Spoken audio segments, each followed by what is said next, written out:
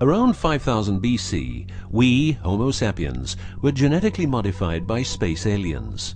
These aliens first landed where the river Euphrates enters the Persian Gulf. The reason is that in that area a high concentration of what is called monatomic gold is found in the seawater, while nowadays the highest concentration is found on the islands of Hawaii. The aliens were members of the Annunaki Empire and were on a quest to find this metal that is supposed to enhance and repair all bodily functions and stop the body from aging. Monatomic gold is what is called a superconductive metal. Superconductivity means that if you transport, for example, electricity through a line made of this material, you would not lose any energy as a result of heat dissipation. So if you input 100% of energy, you also output 100% of energy. Now apply this principle to your brain, which is a huge sensitive electrical machine. The monatomic gold makes your neural pathways act like quantum drive superhighways. This means that all your senses will receive input optimally.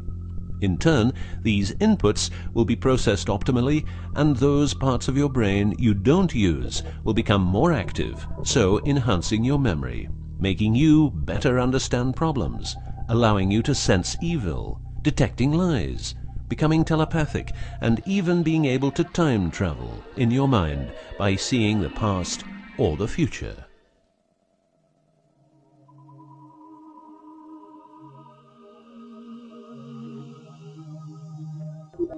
So the Annunaki, which is the name of the empire which includes races like the Saurian, or as they are called the Reptoids, the Argarians or Nordics because of their human looks, and the Greys from Zeta Reticula, were looking for monatomic gold. This involved enormous effort because it had to be extracted from seawater, or by processing it in such a way that the gold, usually in pairs of 8 atoms per molecule, could be separated into individual particles. In this fashion, the monatomic elements were separated from the multi-atomic cousins. In a similar way, uranium-235 is produced.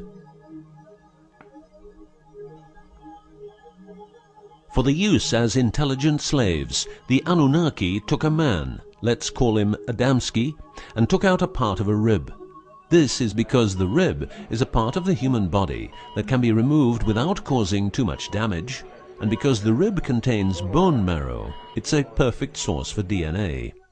The Annunaki modified the DNA for a better manipulation of the humans and implanted it into a woman, let's call her Mulva.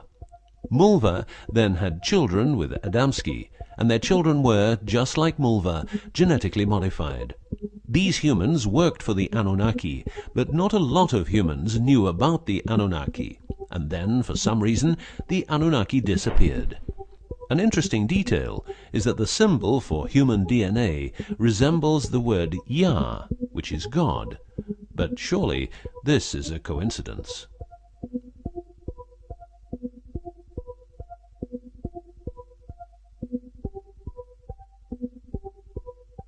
Now, some humans received part of the knowledge of the Annunaki.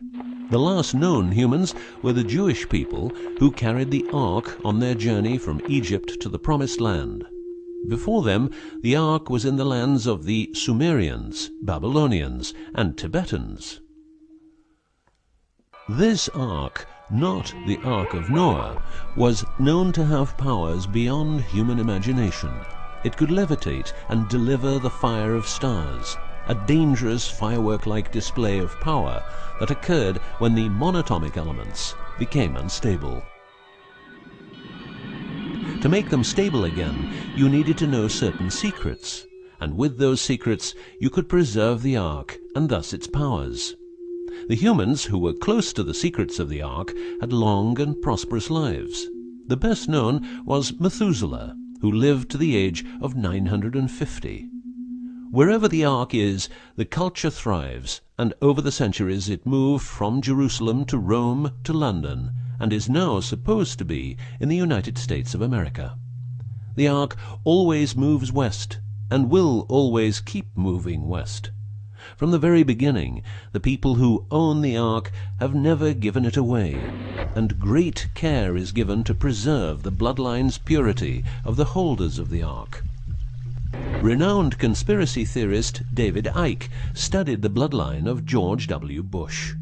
This he traced back all the way to the Sumerians, a people who lived in the southeastern part of what is now known as Iraq, where the river Euphrates meets the Persian Gulf.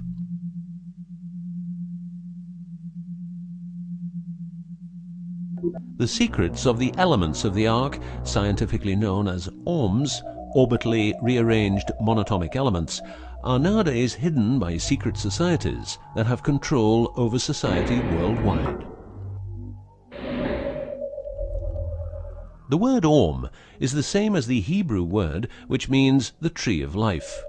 Ohms consist of 8 metals.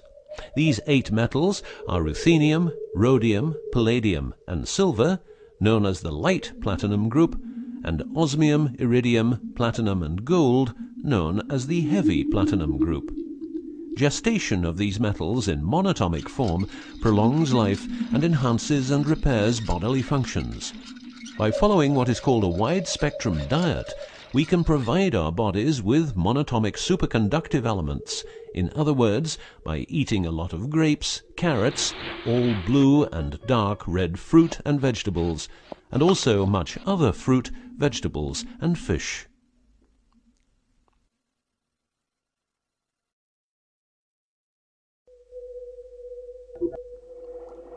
There are countless fragments of footage shot by both Russian and American astronauts, which show the vast number of lights that seem to be attracted by release